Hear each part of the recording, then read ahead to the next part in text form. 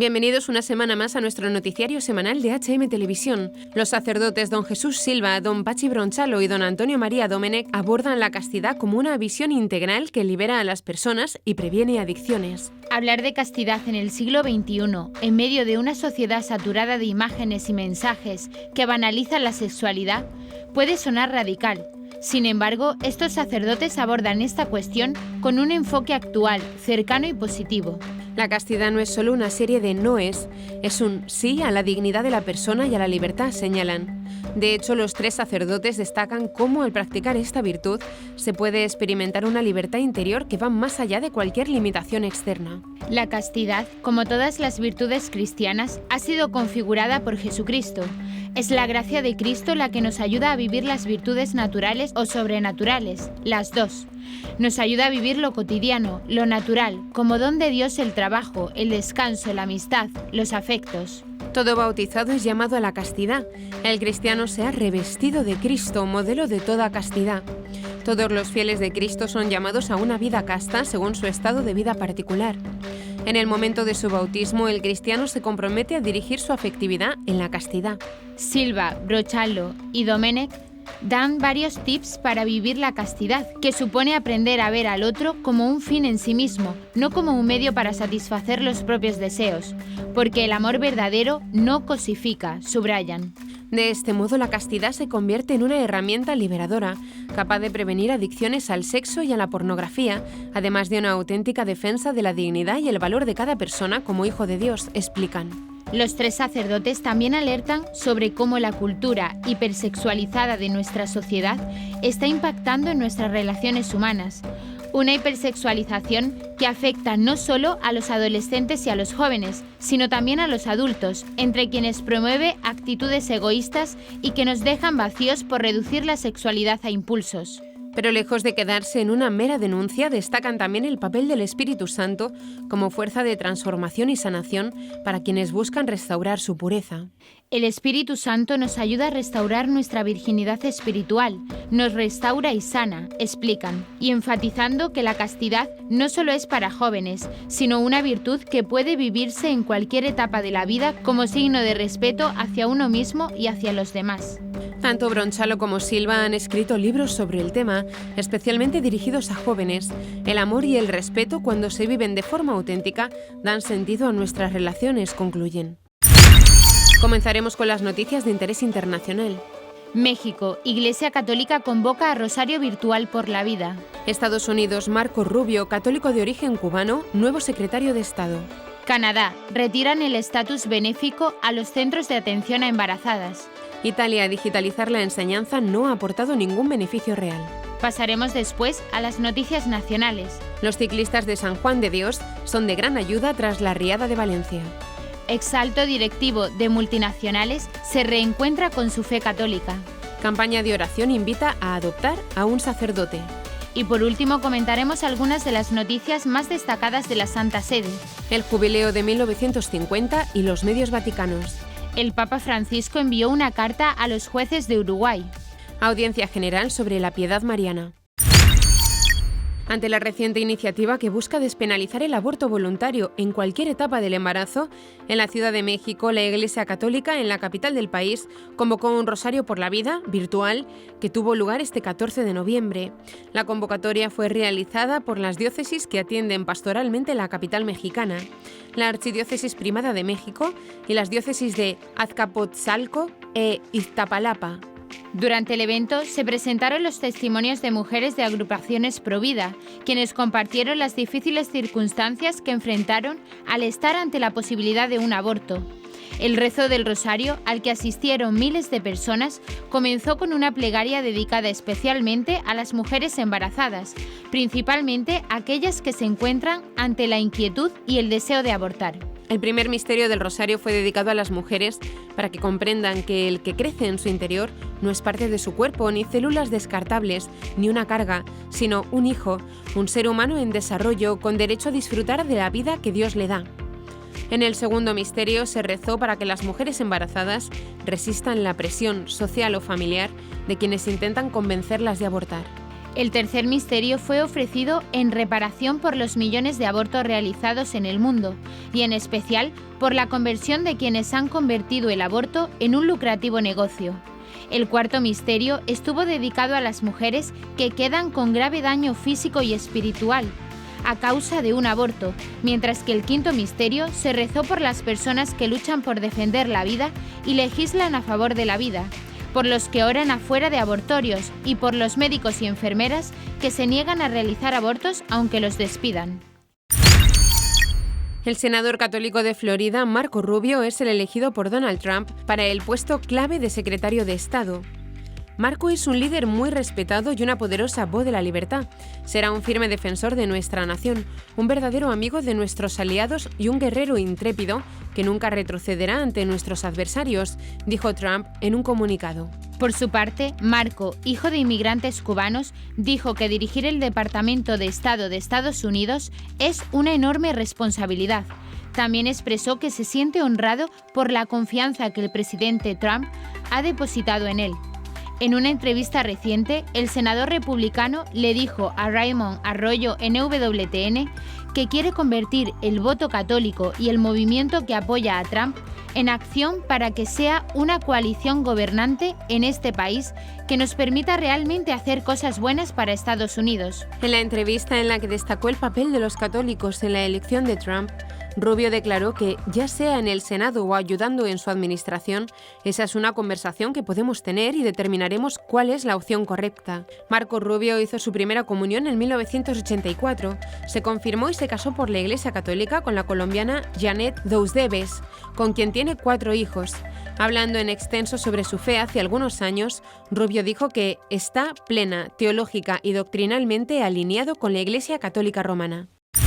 Los responsables de los centros de ayuda a embarazadas en la región de Lower Mainland, en la Columbia Británica, están expresando una profunda preocupación ante la propuesta del primer ministro Justin Trudeau, que dice ser católico, de implementar una ley que obligue a estos centros a revelar explícitamente en sus informes y comunicaciones públicas si ofrecen o no servicios de aborto. Según el anuncio realizado el pasado 29 de octubre y titulado Protegiendo la libertad reproductiva mediante la prevención del abuso de estatus benéfico, la medida busca garantizar que las organizaciones benéficas que apoyan a mujeres embarazadas mantengan la claridad en sus declaraciones públicas, especialmente aquellas relacionadas con el aborto. Jared White, director ejecutivo de la organización Advocate, con sede en Abbotsford, calificó la medida como un ataque basado en estereotipos erróneos sobre los centros de ayuda a embarazadas, los cuales asegura ya son transparentes en cuanto a los servicios que ofrecen. Este reciente ataque perpetúa estereotipos falsos sobre lo que hacen los centros de embarazo, declaró White, señalando que su organización, al igual que otras en el país, ya informa claramente a las mujeres sobre los servicios que están disponibles y los que no, sin necesidad de una legislación adicional. La propuesta del gobierno también incluyó un mensaje del primer ministro Trudeau en diversas redes sociales, en el que afirmaba que algunos centros de embarazo en crisis son deshonestos, no ofrecen abortos y deliberadamente no lo informan. Esta acusación, dijo White, responde a una visión promovida por sectores radicales pro-aborto que está influyendo en la política gubernamental. Además, añadió que los centros de ayuda a embarazadas son a menudo los únicos lugares donde las mujeres pueden encontrar un apoyo integral que les permite conocer sus opciones en situaciones de crisis. Para White, muchas de las mujeres que acuden a estos centros se encuentran en una situación de trauma y buscan orientación, incluidas preguntas sobre el aborto. Sin embargo, asegura que la mayoría de las mujeres que consultan sobre el aborto no necesariamente desean interrumpir el embarazo, sino que están en situaciones difíciles donde sienten que el aborto es la única salida. En estos casos, los centros proporcionan información y opciones que ayudan a las mujeres a tomar una decisión informada. Pedimos al gobierno italiano que se comprometa a que ninguno de nuestros chicos y chicas pueda tener un smartphone personal antes de los 14 años y que nadie pueda tener un perfil en las redes sociales antes de los 16. Ayudemos a las nuevas generaciones. Así comienza el llamamiento de los pedagogos Alberto Pelay y Daniele Novara, que ya superó las 66.000 firmas y se introduce en el debate internacional. Australia parece dispuesta a legislar en ese ámbito y el Reino Unido y Francia están valorando introducir una restricción de ese tipo. Uno de los impulsores de la campaña, Alberto Pelay, médico y psicoterapeuta de la edad evolutiva, ha explicado las razones de esta petición en el número 244, noviembre de 2024, del mensual italiano de apologética Il Timone. Las investigaciones disponibles hasta la fecha confirman que la digitalización del aprendizaje no ha aportado ningún beneficio real a las nuevas generaciones. Introducida en gran medida en las familias y los sistemas escolares con la ilusoria esperanza de promover un verdadero progreso cognitivo y social de las nuevas generaciones y ofrecer a todos el acceso al conocimiento, independientemente de su origen sociocultural, al cabo de unas décadas se ha revelado no estar a la altura de las expectativas que la habían empujado cualitativa y cuantitativamente con tanta urgencia en la vida de todos. Desafortunadamente, la falta de ventajas objetivas se ha visto sustituida por una serie de efectos secundarios e indeseables que han repercutido muy negativamente en los indicadores de salud de los individuos en edad de desarrollo, tanto a nivel físico como psicológico y sociorrelacional. Jonathan Haidt, en su libro La generación ansiosa, basándose en cientos de estudios científicos, ha identificado 4 áreas de riesgo manifiesto que han aumentado exponencialmente entre los menores precisamente desde el trienio 2010-2012. Esta es la motivación que ha llevado a realizar una petición instando a los gobiernos a dar un paso importante para la salud de los niños. Es su derecho y el deber de todo el mundo adulto. Pasadas ya semanas tras las desastrosas inundaciones y riadas de Valencia, la bicicleta se perfila como una gran aliada para repartir ayudas, coordinar servicios y pronto para facilitar a algunos afectados el acercarse a puestos de trabajo o de asistencia. Se calcula que las riadas destrozaron unos 100.000 coches, 6 de cada 10 que había en la zona. Los que no fueron afectados simplemente no pueden entrar en zonas atascadas de barro y escombros. La bicicleta sí consigue llegar a muchos de estos sitios. Ya el día 4, Sant Joan de Déu, Valencia, anunciaba sus servicios de reparto y atención en bicicleta. Es el centro de asistencia a personas sin hogar de la Orden de San Juan de Dios en la ciudad del Túria, en funcionamiento desde 1992. Hasta ahora atendían a unas 1.000 personas al año. En unos días, el concepto personas sin hogar se ha tenido que ampliar para incorporar miles de personas en condiciones muy diversas. Desde el primer momento, este centro participó en organizar la recogida y reparto de ayuda de primera necesidad, comida, protección, equipos de higiene. Los trabajadores del centro se desplazaban enseguida en bicicleta por los pueblos afectados: Torrent, Aldaya, Massanassa, Pincalla, Catarroja, La Torre, Paiporta, y repartían las ayudas. El centro, coordinado con el Ayuntamiento de la capital y con la Generalitat, ha ofrecido también plazas de alojamiento y ha acompañado a personas afectadas, también psicológica y emocionalmente. Uno de sus primeros espacios de colaboración fue la parroquia Nuestra Señora de Gracia, en La Torre. Para ayudar o donar directamente a través de San Juan de Dios, se puede enviar a través de Bizum 00939 con el concepto Dana 2024. Desde distintos puntos han surgido iniciativas para recoger y distribuir bicicletas entre los voluntarios y también entre los afectados. La campaña Ayudas a Pedales recoge bicicletas para los voluntarios. Más adelante, esas bicicletas se devolverán al centro de recogida y se donarán a familias necesitadas que hayan perdido sus vehículos particulares. Esta campaña incluye también recoger y donar bicicletas infantiles. Ayudas a Pedales pide a los voluntarios que vayan a dar buen uso a estas bicicletas a que contacten con ellos. La campaña se centraliza en la sede de Deke Bikes, Avenida Vicente Blasco Ibáñez, número 15, Mislata, Valencia, y el email ayudaapedal_dana@outlook.es. La historia de Eduardo Gómez, CEO de la productora de cine académico Nedux y experto en consultoría para multinacionales, tomó un giro inesperado en los últimos años tras superar el cáncer, retornar a su fe católica y priorizar lo que más ama, su familia. Eduardo cuenta que se sintió impulsado a compartir su historia de transformación en LinkedIn tras su diagnóstico de cáncer linfático. Esta enfermedad le llevó a replantear su vida, que hasta ese momento se había abocado al éxito profesional. Después de años trabajando en consultoría en multinacionales como Arthur Andersen, Management Solutions, Ernst & Young, PwC o KPMG, donde llegó a ser socio, decidió crear su propia empresa para tener más tiempo con su esposa y familia. Había abandonado mi vida familiar, mi vida matrimonial y mi tiempo con mis hijos. Llegó un momento en que me di cuenta de la tontería que estaba haciendo y entonces decidí cambiar mi vida profesional para dedicarme más a mi familia, contó. Fue así que en el 2020 decidió fundar Nedux, una productora de cine académico enfocada en ayudar a las empresas a innovar en la formación online, personalizando mensajes y valores. Además, 2 años después, Gómez y su esposa empezaron a formar parte del proyecto Amor Conyugal, un apostolado nacido en España que ofrece retiros y formación continua a matrimonios sobre la base de la teología de San Juan Pablo II. Sin embargo, cuando todo iba aparentemente bien, en septiembre de 2022, la vida de Gómez dio un vuelco. A sus 48 años, recibió la noticia de que padecía un cáncer agresivo en el sistema linfático, extendido en varias partes de su cuerpo. Para un hombre que había dedicado años a cargos de responsabilidad y que recientemente había iniciado su propia empresa, el diagnóstico fue devastador. Después de pasar por un tiempo de pánico, asegura que esta etapa le enseñó a ver su situación desde una perspectiva diferente y en los 2 últimos años no solo el cáncer entró en remisión, sino que pudo experimentar un encuentro muy profundo con Dios.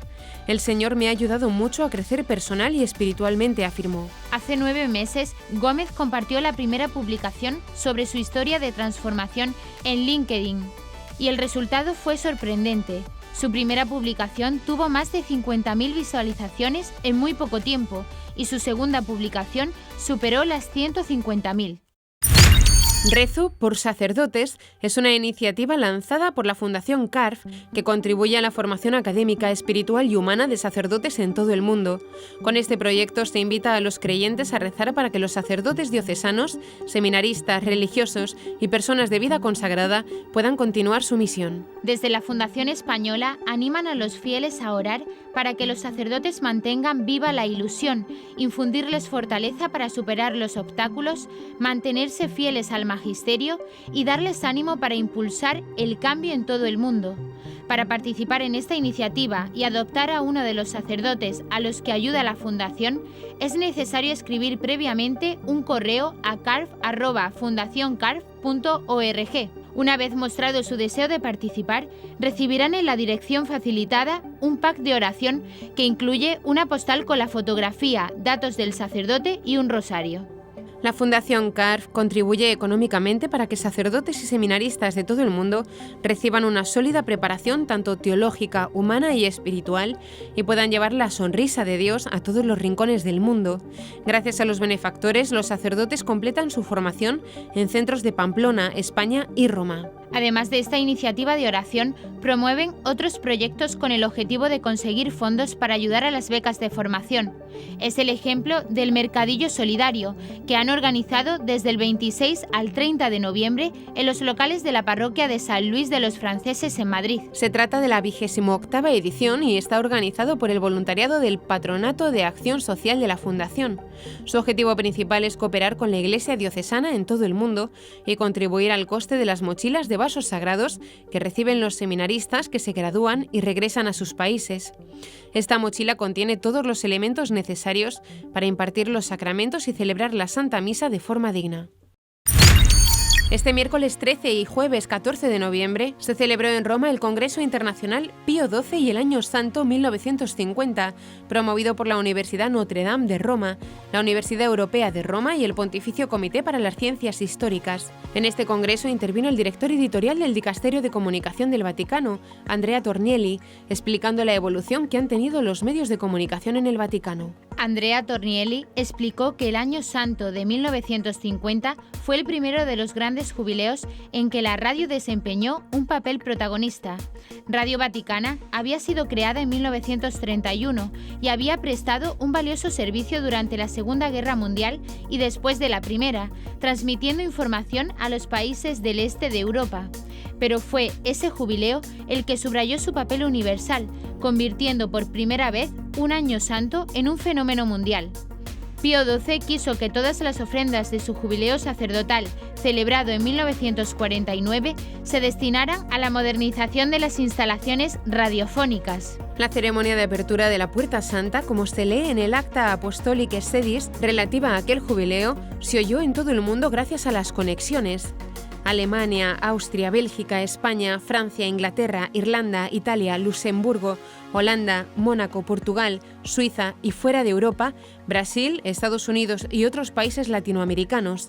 La tecnología radiofónica resultó indispensable para esas audiencias espectaculares que a partir de marzo se celebraron puntualmente al menos todos los miércoles y sábados.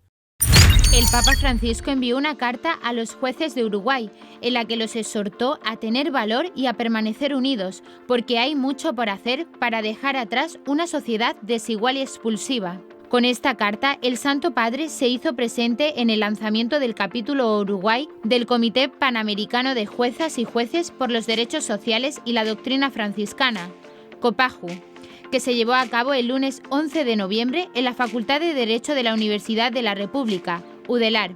Ustedes pueden hacer mucho y hay mucho por hacer. Tengan valor, únanse, no se dejen confundir por las recetas que ya sumieron a muchos pueblos en la desgracia, advirtió. En ese sentido se pronunció sobre el valor de la justicia social y remarcó la importancia del papel del Estado. El Estado y no el mercado es el que gesta la armonía y garantiza la justicia social, sintetizó. En la audiencia general de este miércoles, el Papa Francisco propuso el sí de María como un ejemplo que nos impulsa a decirle también nuestro sí a Dios cada vez que nos encontremos ante una obediencia que cumplir o una prueba que superar. Ante los fieles y peregrinos que le escuchaban desde la plaza de San Pedro del Vaticano, el Santo Padre explicó que el Espíritu Santo lleva a cabo su obra de santificación a través de un medio muy especial, la piedad mariana. Al recordar el lema «A Jesús por María», señaló que la Virgen nos hace ver a Jesús y ella nos abre las puertas. La Virgen es siempre la madre que nos lleva de la mano hacia Jesús. La Virgen nunca se señala a sí misma, siempre señala a Jesús. Y esta es la piedad mariana, a Jesús por las manos de María. Asimismo recordó que María, como primera discípula y figura de la Iglesia, es una carta escrita con el Espíritu del Dios vivo. Precisamente por ello, ella puede ser conocida y leída por todos los seres humanos, incluso por aquellos que no saben leer libros de teología. Por último, destacó que la Virgen María es la esposa, pero es, antes que eso, la discípula del Espíritu Santo. Aprendamos de ella a ser dóciles a las inspiraciones del Espíritu, sobre todo cuando nos sugiere que nos levantemos con prontitud y vayamos a ayudar a alguien necesitado, como hizo ella inmediatamente después de que el ángel la dejara, concluyó el Papa Francisco. Y hasta aquí nuestro informativo semanal, esperamos que haya sido de su agrado.